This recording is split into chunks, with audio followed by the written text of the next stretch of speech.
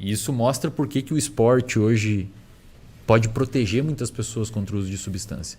Mas se você pega aquele macaco subordinado, que usa muita cocaína, e aí respondendo sua pergunta, e você deixa ele 300 dias, você vê primeiro que o cérebro dele fica, a lesão lá, como você comentou, fica uma mudança neuroplástica, some receptores. 300 dias sem o macaco usar droga, você olha o cérebro dele, ainda tá com... Ainda tem, não volta. Então talvez seja essa a gente não sabe se em humanos é assim, se não, mas Mas é um estudo, né? Cara, é uma memória muito impactante e você botou um negócio exógeno ali. Pesado. Não é natural pro seu cérebro. Não. Ele não esquece aquilo. Por isso que o seu amigo, mesmo depois de 30 anos, ainda dá um negócio nele. E provavelmente vai dar o resto da vida. Caraca, velho. Então, o que eu ia te perguntar é o seguinte. Tem um livro de um sujeito chamado Robert Greene, que chama As Leis da Natureza Humana. E uma das coisas que ele fala é sobre você estar sob uma situação de perigo. Ele dá o exemplo de Dostoiévski. Dostoiévski foi preso num gulag, né, como se fosse um campo de concentração russo, né, e lá ele achava que ele ia morrer. Todo dia ele achava que ele ia morrer. E ele só criou, e ele fala depois, que ele só escreveu tudo que ele escreveu, que são obras e obras, né, de uma qualidade literária ímpar, porque ele não sabia se ele ia viver no dia seguinte. Como que a gente consegue analisar essas duas estruturas? Porque o que você está me falando, óbvio, né, que é fruto de estudo e análise, e faz todo sentido, né? Se você tem uma mente mais preparada, se você tem uma condição melhor, né, se tem uma estrutura melhor, você vai perceber melhor os pequenos prazeres e você vai querer menos o prazer artificial, se dá para a gente colocar assim. Né? A razão pela qual também eu percebo que paciente meu, que quando ele começa a aumentar a intensidade de treino e que ele fuma, ele começa a diminuir a quantidade de cigarro. Perfeito. Perfeito. Ele acha em outro lugar o prazer. O cigarro exatamente. começa a conflitar. Exatamente.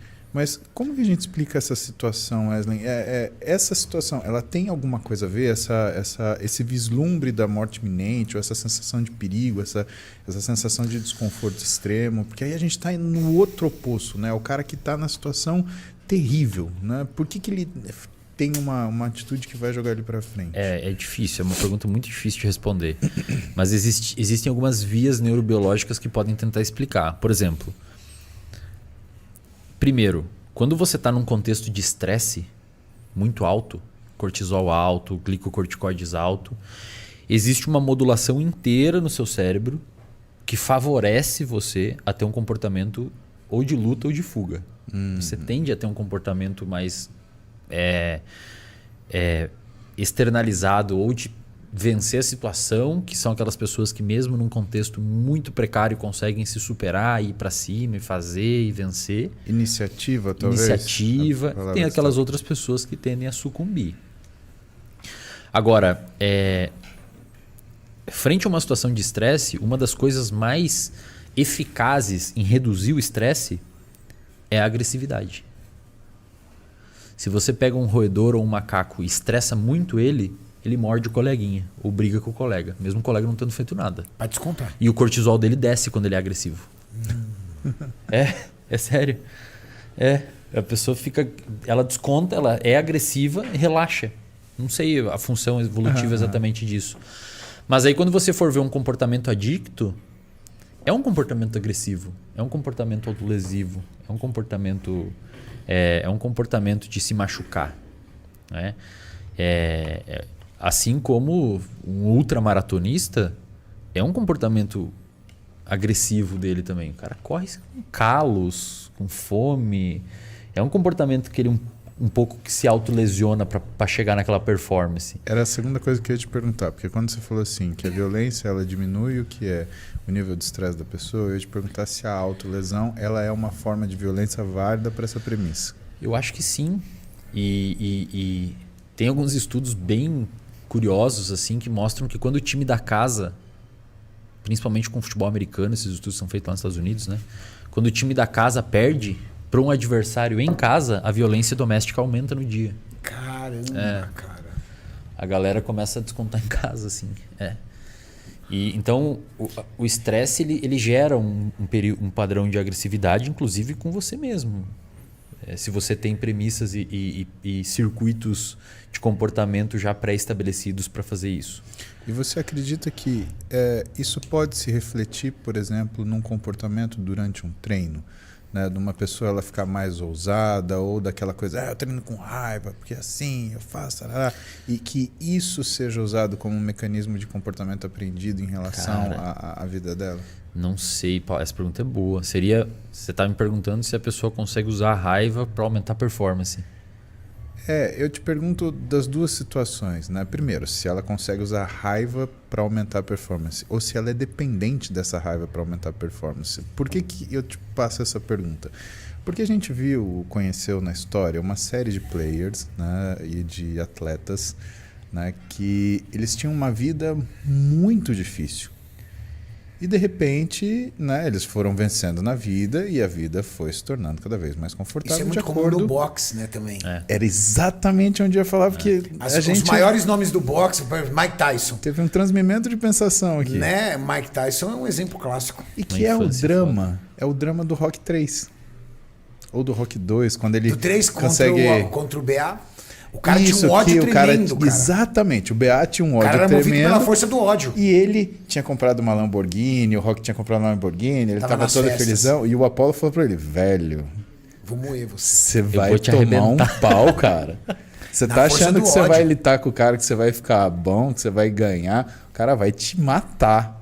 E aí acontece toda aquela confusão, né? E é por isso que eu ia te perguntar. Então, primeiro, existe, né, uma racionalização que você possa usar isso para se movimentar para frente? E do outro lado, né, existe se há essa racionalização, há essa dependência, eu só consigo treinar se eu estiver extremamente estressado? Ou melhor até, ou o ódio vira um motivo, um veículo de motivação para o cara acordar. Fala assim, eu tenho que pegar aquele cara. Com certeza. Porque isso é muito comum no MMA, né?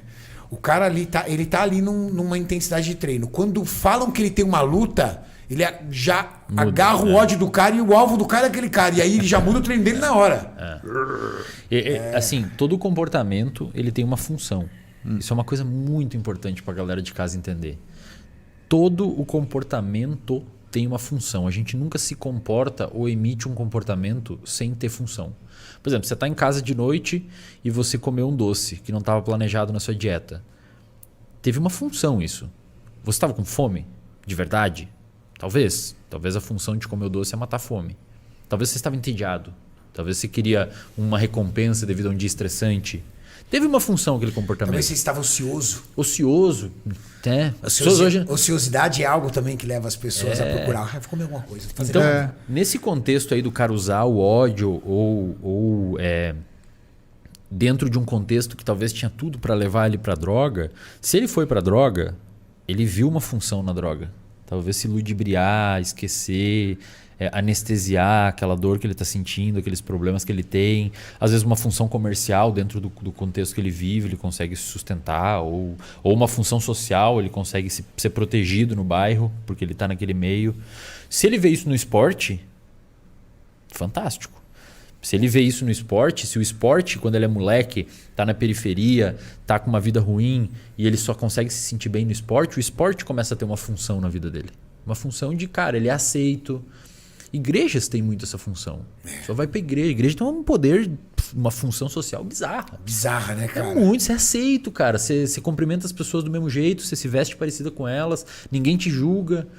Saca? Então, o esporte muitas vezes, não estou dizendo que é uma igreja, mas pode ter uma função parecida. Porque você se veste igual, você compra a camisa da Iron, você vai Mas ali. a religião ela é muito poderosa. Não, muito mais forte. Muito mais forte. O meu avô, eu tinha um avô. Meu avô, eu já contei várias vezes a história. Meu avô era jogador de pôquer, daquele cara de perder casa, de perder tudo. Assim, vício total no jogo. E ele, assim, filho, esposa, todo mundo tentava tirar ele do pôquer, não conseguia. Meu avô era um cara. Minha mãe, ele foi conhecer minha mãe tinha uma semana. Sabe o que ele fez? Faltando tipo 10 dias pra minha mãe nascer, ele falou assim, eu vou jogar. A minha avó caiu de joelho e falou assim, por favor, não vai, pelo amor de Deus, eu tô pra ter um filho. Aí ela falou assim, calma, eu volto mais tarde. Ele voltou, minha mãe tinha uma semana. Caramba, velho. Tipo, ele ficou 15 dias na mesa de jogo. Caralho. A história do meu avô é muito louca. Uma vez minha mãe conta que meu avô chegou um dia e falou assim pra minha avó, né? Falou, Cida, eu ganhei uma farmácia. Por quê? A gente tá falando da década de 60, que a palavra valia muito. Então os caras sentavam na mesa de jogo, acabou o dinheiro, você é dono de uma farmácia, você é dono de um botequim, vai na minha farmácia. Ele falou assim, ganhar uma farmácia. Aí passou 3, 4 dias, ele virou e falou assim, ganhou um mercadinho de bairro. Porra. Ele ganhou uma farmácia. Minha avó caiu de joelho, começou a chorar e falou assim, Zé, olha o que está acontecendo. Para agora, a gente vai conseguir ter uma vida decente que a gente nunca teve. Meu avô era barbeiro. A gente nunca teve. Por favor, para agora. Ele falou, não, parei. Sumiu, voltou. Perdeu tudo. Chegou pra minha avó e falou assim, Cida, arruma as crianças que eu perdi a casa. Caramba. Ele perdeu a farmácia, ele perdeu o mercado, ele perdeu a casa. Sabe quem tirou meu voo do pôquer? A igreja. A igreja. E isso é uma coisa Religião tirou importante. ele.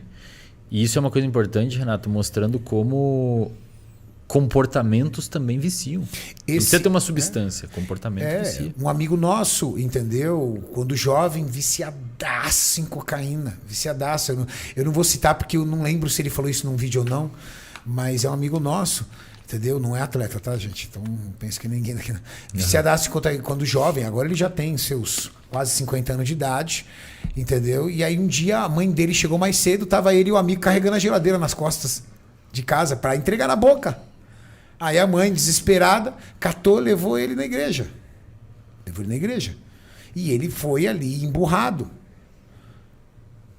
Tô falando aqui, tá, gente? Não tô fazendo apologia a nenhum tipo de religião, fatos reais. Sim. Ele chegou emburrado lá, de cara fechada. Aí o pastor de lá de cima falou assim, você, vem aqui. E aí ele falou que 2 diáconos ali pegou ele pelo braço forte e ele não queria ir nem ferrando, jovem ainda, tinha seus 15, 16 anos de idade, não queria ir nem ferrando. Ele falou assim que o pastor botou a mão na cabeça dele e desmaiou. Acordou, já estava em casa, nunca mais usou. E nem evangélico ele é agora, ele é católico, nunca mais usou. Então, umas coisas que você não tem muita explicação, mas uma coisa é fato, que a religião ela tem uma capacidade incrível de mudar assim de forma violenta a vida de uma pessoa, e tem uma explicação para isso? Tem uma, Wesley? tem e talvez Que é brutal assim, os caras, meu avô nunca mais entrou, meu avô foi pra igreja, no outro dia nunca mais ele entrou numa mesa de jogo, cara. Como se tivesse tirado assim da mão dele. Tem uma Vício. explicação e talvez decepcione algumas pessoas. Manda. Mas assim, a nível neuro, eu sou especialista. Vamos falar. Não Eu estamos sou, falando de Deus. eu estamos sou falando especialista em comportamento. Ninguém tá falando que você não vai tirar méritos de Deus aqui. Isso, eu sou especialista em comportamento. Você fala, pô, você Não me tirou mérito de cancele aí, Cristo aqui, caralho. caramba. O cara tá. Tem estudos que mostram que, por exemplo, alcoólatras bem crônicos assim e intensos, daqueles que definham com o tempo mesmo, quando eles entram no AA, que é uma instituição semelhante a uma religião, você tem as 12 regras, você tem a comunidade, você frequenta um lugar, você tem o seu papel lá dentro e tal, você tem como se fosse um mentor lá dentro também. As pessoas elas continuam com uma atividade semelhante no cérebro sem o álcool dentro do AA. Em outras palavras, é como se você tivesse substituído um vício por outro. Você vicia no AA. Entendi. Então, muitas pessoas que entram na religião, elas... Talvez não seja o caso desses que foram rápidos. E faz Mas eles no viciam. caso do meu amigo, não, mas no caso do meu avô faz sentido porque ele virou um cara muito fervoroso. E às vezes acende ia em dentro. todos Ele e- acende às vezes. Acende. Pega coisas hierárquicas lá dentro. Ele começa a ter virou uma relevância. pessoa, assim, tipo, ele virou uma pessoa.